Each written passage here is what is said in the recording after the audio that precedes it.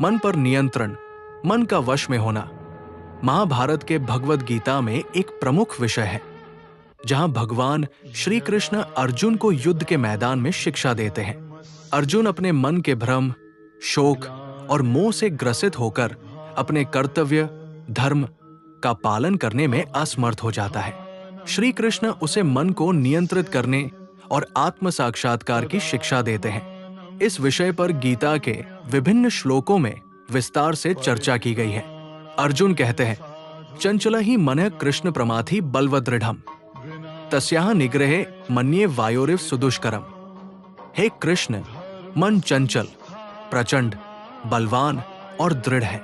इसे नियंत्रित करना वायु को रोकने के समान कठिन है। श्री कृष्ण उत्तर देते हैं, असंशय महाबाहो मनो दुर्निग्रहे चलम अभ्यासेन्तु कौन्ते वैराग्येन च गृह्यते।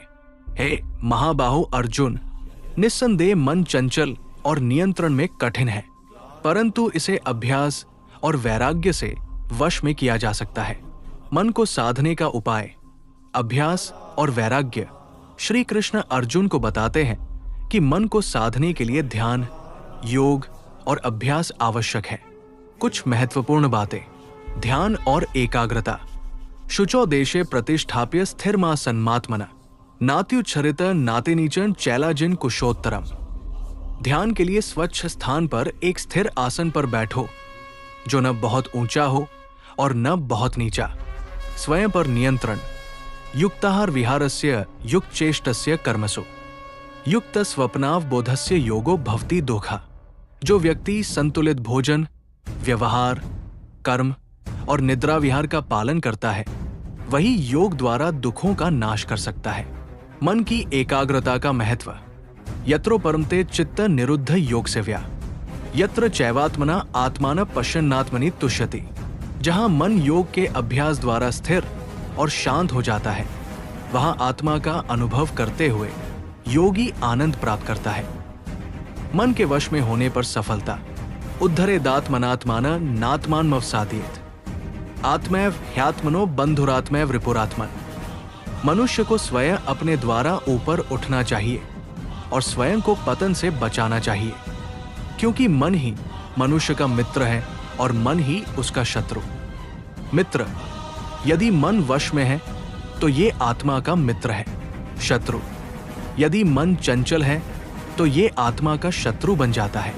साक्षी भाव और आत्मा का ज्ञान।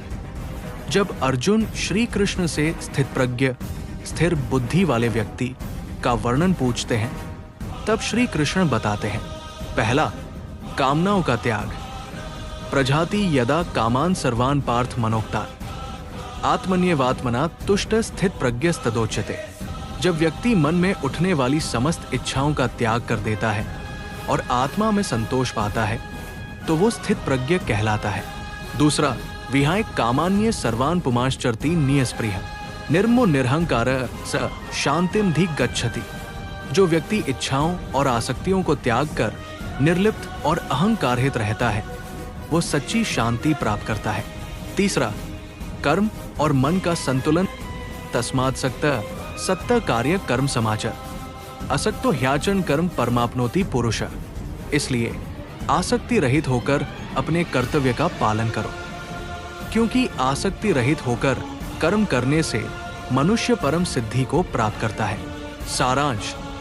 श्री कृष्ण अर्जुन को ये समझाते हैं कि मन को नियंत्रित करना कठिन है, लेकिन ये अभ्यास, वैराग्य, ध्यान और आत्मज्ञान के माध्यम से संभव है। मनुष्य को अपने विचारों, इच्छाओं और मोह से ऊपर उठकर आत्मा की सच्चाई को पहचानना चाहिए। ऐसा करने से वो सच्चे सुख और शांति को प्राप्त कर सकता है।